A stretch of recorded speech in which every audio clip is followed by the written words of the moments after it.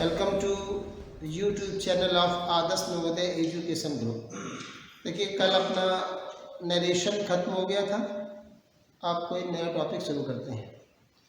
नए टॉपिक में शुरू करते हैं। आज टेंस शुरू करते हैं।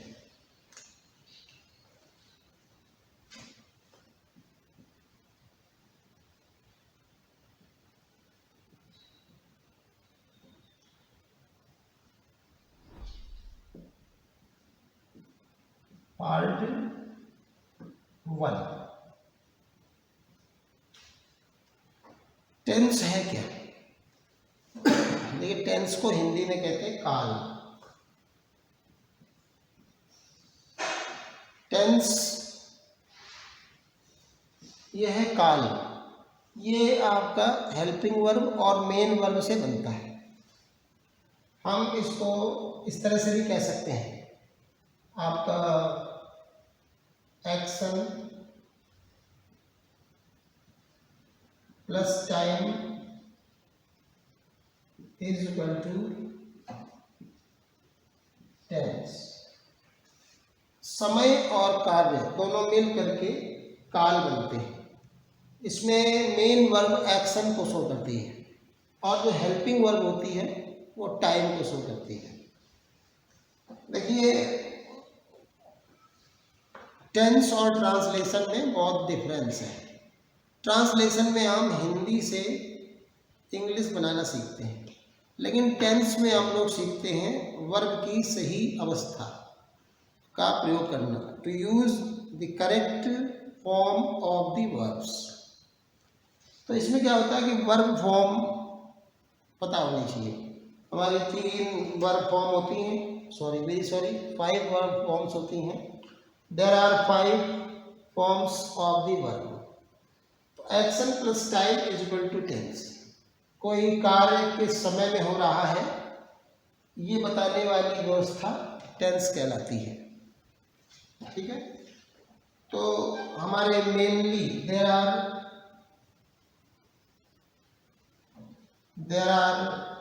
3 tenses. Number 1 present tense, number 2 past tense, number 3 future tense.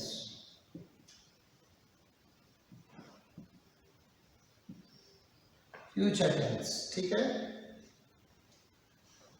अब क्या होता है कि 3 टेंसेज होते हैं। प्रेजेंट टेंस प्रेजेंट टाइम को शो करता है, जो वर्तमान काल। पास्ट टेंस गॉन टाइम को शो करता है, बीते हुए समय को। और फ्यूचर टेंस अपकमिंग टाइम को शो करता है, आने वाले समय को। इसमें 5 सब टेंसेज भी होते हैं। सब टेंस जिसे हम लोग उपकाल कहते हैं। मेन टेंस के निकट के काल को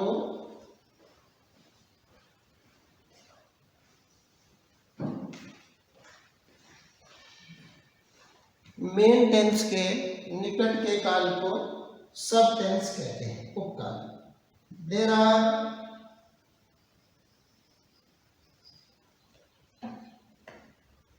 5 सब tenses. There are 5 sub tenses.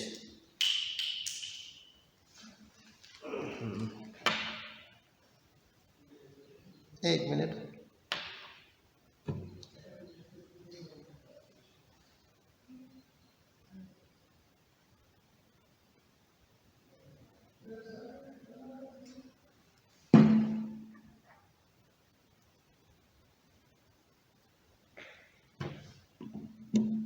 There are 5 sentences. Those are number 1 simple, number 2 indefinite,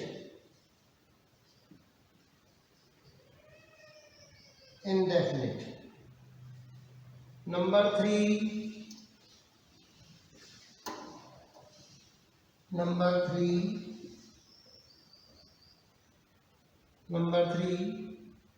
continuous. Number four perfect. Number five perfect continuous. Okay, इस तरह से हमारे 5 सब टेंसेस होते हैं। मैं आपको बताऊं, बहुत सारे लोग सिंपल और इंडेफिनिट को एक ही मानने की गलती कर देते हैं। सिंपल अलग है और इंडेफिनिट अलग है। सिंपल टेंस में मेन वर्ब नहीं होते, इसीलिए उसे सरल कहते हैं। सिर्फ मेन वर्ब के साथ बहुत सारी डिफ़िकल्टीज आती हैं। जैसे मेन वर्ब होगी तो ऑब्जेक्ट होगा कि नहीं होगा, फिर ऑब्जेक्ट होगा तो ऑब्जेक्ट का पूरक होगा कि नहीं होगा, वर्ब है तो वर्ब का पूरक वर्ब कॉम्प्लीमेंट है कि नहीं है। ऐसे बहुत सारी जटिलताएँ आ जाती हैं। इसलिए जब मेन वर्ब नहीं होती और एक हेल्पिंग वर्ब ही मेन वर्ब की तरह जब काम करती है, तो उसके साथ जब हेल्पिंग वर्ब मेन वर्ब की तरह काम करती है तो उसे लिंकिंग वर्ब कहते हैं, और मेन वर्ब ना होने पर सीधे सीधे कॉम्प्लीमेंट आ जाता है। ऐसे वाक्य सिंपल कहलाते हैं। तो सिंपल अलग है, इंडेफिनिट अलग है। जैसे मैं आपको बताऊं कि simple my name is Ram, ऐसे ये वाक्य है, माय नेम इज राम। अब हम इसे इंडेफिनिट नहीं कह सकते, क्योंकि इंडेफिनिट की जो मांग है, जो रूल्स हैं, जो पहचान है, रिकॉग्निशन है, उस पर ये खरा उतरता नहीं है। जब खरा नहीं उतरता तो फिर जब इंडेफिनिट नहीं है तो क्या है, कंटिन्यूअस है, परफेक्ट है, या परफेक्ट कंटिन्यूअस कोई नहीं, तो ये है क्या, कौन सा वाक्य, यही है सिंपल। इसलिए यहाँ पर ध्यान दें कि सिंपल अलग है और इंडेफिनिट अलग है। इंडेफिनिट में मेन वर्ब जरूर आती है और सिंपल में मेन वर्ब आती ही नहीं, तो आप इसे इंडेफिनिट तो नहीं कह सकते। तो अगर सिंपल लगाए तो कुछ और कहे। है, पांचवी अवस्था है, इसे पता चलता है। ठीक है, तो इस तरह से हम टोटल 3 टेंसेज 5 सब टेंसेज, इनको मल्टीप्लाई करें तो 15 होता है। तो there are totally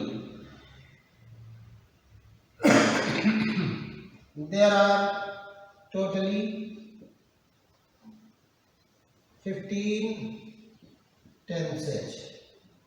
okay, 15 tenses. First present indefinite. अब देखिए, इतना लिखने की जरूरत नहीं है, मैं एक से शुरू करता हूँ, प्रेजेंट इंडेफिनिट से, टाइम सेविंग के लिए। हम यहाँ पर शुरू करते हैं नंबर 1 पर, प्रेजेंट इंडेफिनिट टेंस।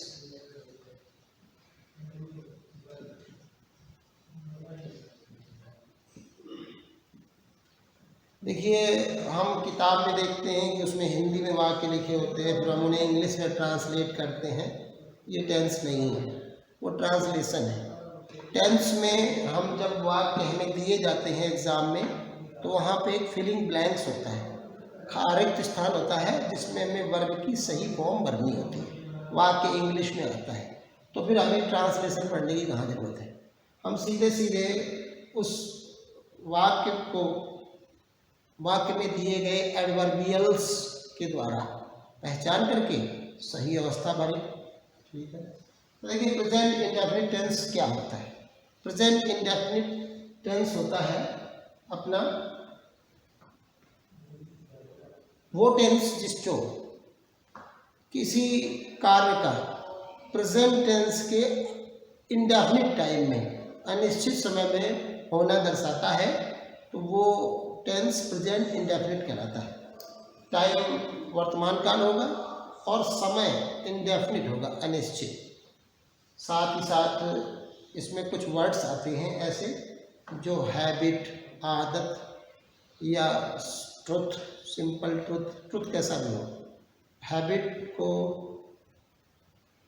ट्रुथ को शो करते हैं।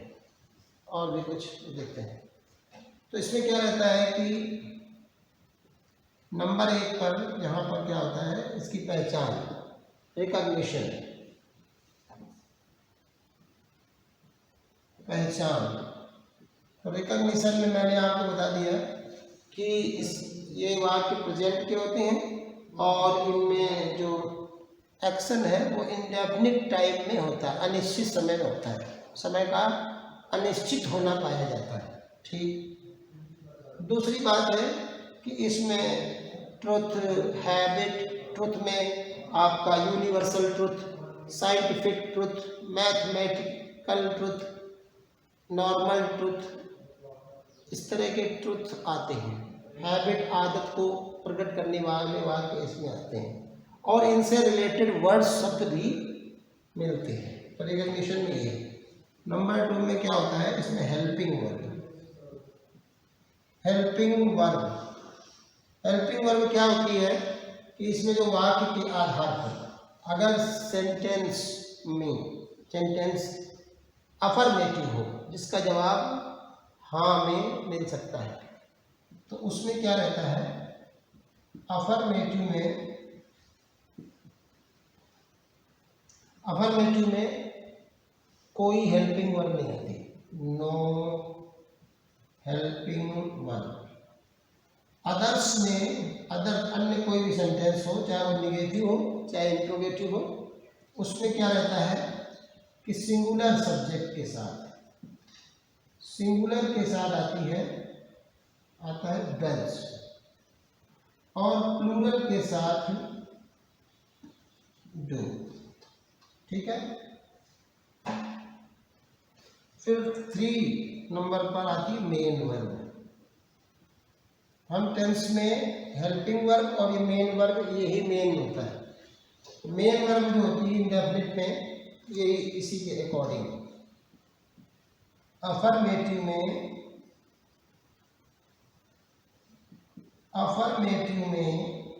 यहाँ हेल्पिंग वर्ब कोई होती नहीं है, तो इसमें क्या रहता है कि सिंगुलर अगर सब्जेक्ट है, सिंगुलर है, तो वर्ब की 5th फॉर्म, मतलब वर्ब की फर्स्ट फॉर्म में एस या ईएस जोड़कर बनती है। और दूसरी होती है अगर सब्जेक्ट प्लूरल हो, तो यहाँ पे क्या रहती है, वर्ब की फर्स्ट फॉर्म आती है। ठीक है। 4 नंबर पे जो सबसे ज़्यादा इम्पोर्टेंट बात है वो ये है कि एडवर्बियल्स। ये एडवर्बियल्स क्या होते हैं, क्रिया विशेषण होते हैं। टाइम, शोइंग एडवर्बियल्स होते हैं, समय को दर्शाने वाले क्रिया विशेषण शब्द। तो ये क्या रहते हैं, एडवर्बियल्स आते हैं। इन एडवर्बियल्स को देखकर हम जान जाते हैं कि टेंस कौन सा होगा। ठीक है। एडवर्बियल्स में क्या रहता है कि ये टाइम शोइंग होंगे, टाइम को शो करेंगे। ठीक है। और टाइम में क्या रहता है, टाइम शो होती है हैबिट, आदत। ठीक है। हैबिट या ट्रुथ को दिखाने वाले वर्ड्स होते हैं। जैसे मैं आपको बताऊं कि ऑलवेज, ऑलवेज एक ऐसा शब्द है जो दिखाता है कि ये काम हमेशा होता है, आदतानुसार, स्वाभाविक रूप से, नॉर्मली या एबनॉर्मली, स्वाभाविक रूप से या गैर स्वाभाविक रूप से। ऑलवेज हमेशा, नेवर कभी नहीं, ये भी एक आदत को दिखाता है। तो ऐसे वर्ड्स हैं, always, never, occasionally,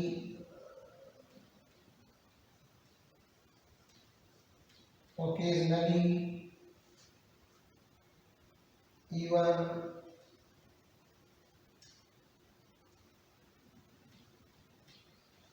seldom. Seldom का मतलब होता है ना के बराबर। तो ऑलवेज, नेवर, ओकेजनली, ऑफन, अक्सर, ये आदत को दिखाता है। अक्सर, समटाइम्स,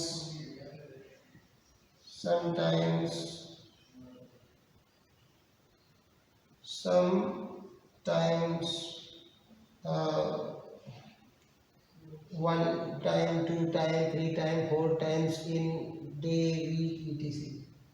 Sometimes many times,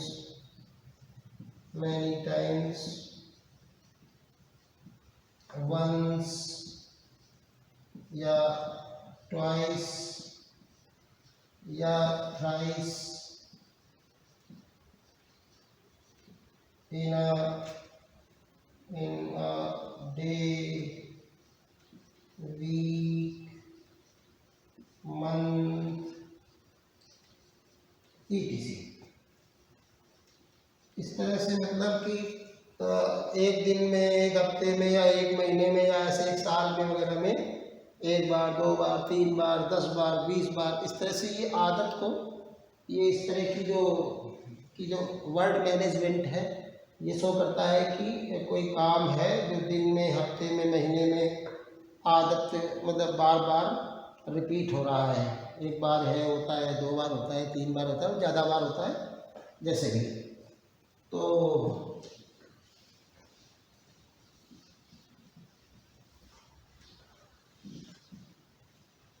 इस तरह से इस टाइप के एडवर्बियल्स जो टाइम शोइंग होंगे या आदत को दिखाने वाले होंगे, हैबिट को, आदत को, या ट्रुथ, सत्य को दर्शाते हैं। Many times, once, twice, thrice, day, week, month, इसी है ना। Seldom, often, always, never, occasionally, annually, ऐसे इस तरह के आदि सब होते हैं। एक चीज़ और देखिए, इसमें 5 नंबर में हम बताते हैं आपको कि ये और क्या क्या शो करता है। जैसे इंडेफिनिट, किन किन वाक्य, किस किस तरह के वाक्य होंगे जिनमें इंडेफिनिट आएगा। तो इंडेफिनिट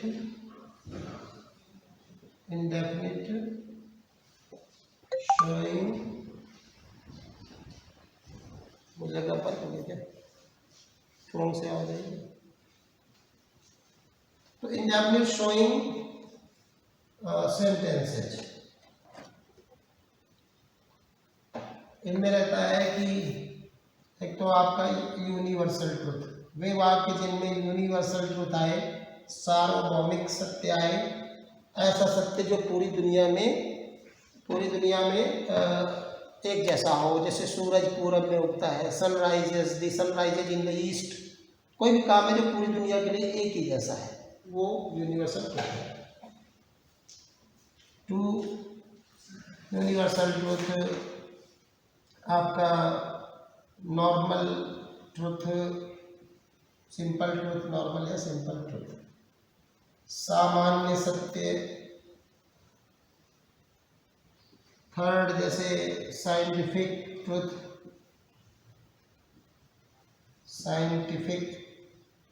विज्ञान पर आधारित ट्रुथ, सत्य।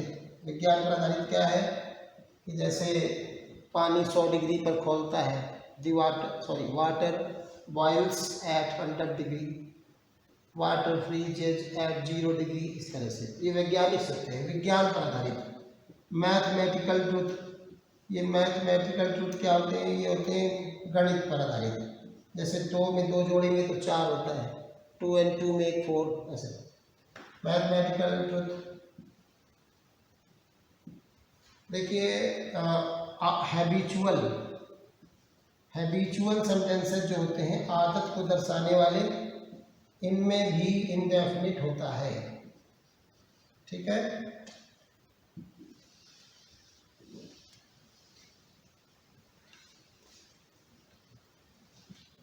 हैबिचुअल है। अगर कोई प्रोवर्ब है, प्रोवर्ब कहावत, प्रोवर्ब जैसे कि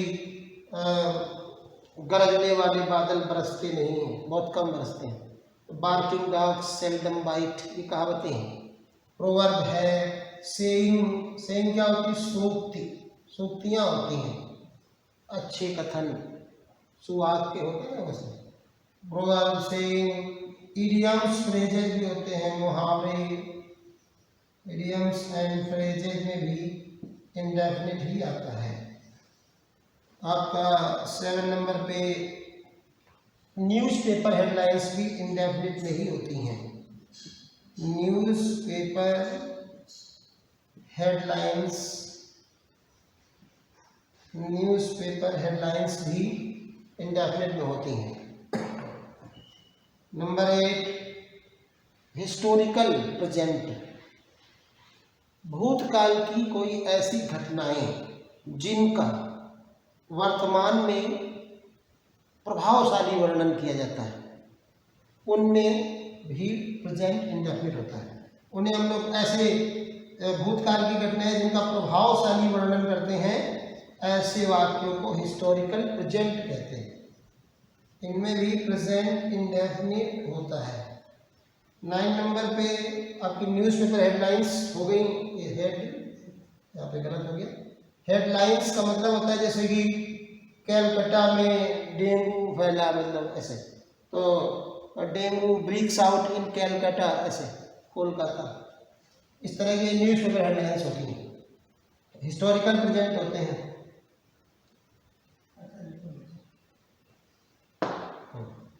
ठीक है, इसको ऊपर लिखते हैं। Historical present newspaper headlines. Live description भी, जैसे कोई आंखों देखा हाल वर्णन करना, लाइव। क्रिकेट कमेंट्री और किसी नाटक का या किसी भी घटना का आंखों देखा हाल बयान करते हैं, तो वो भी प्रेजेंट इंडेफिनिट होता है, लाइव डिस्क्रिप्शन। ये इस तरह से ये सारी चीज़ें प्रेजेंट इंडेफिनिट में ये सब आते हैं। जैसे मैं आपको बताऊं कि और इन्हीं से रिलेटेड एडवर्बियल्स भी देखने को मिलते हैं। एक वाक्य देखते हैं, जैसे कि टू एंड, पहले यूनिवर्सल ट्रुथ कर लेते हैं। द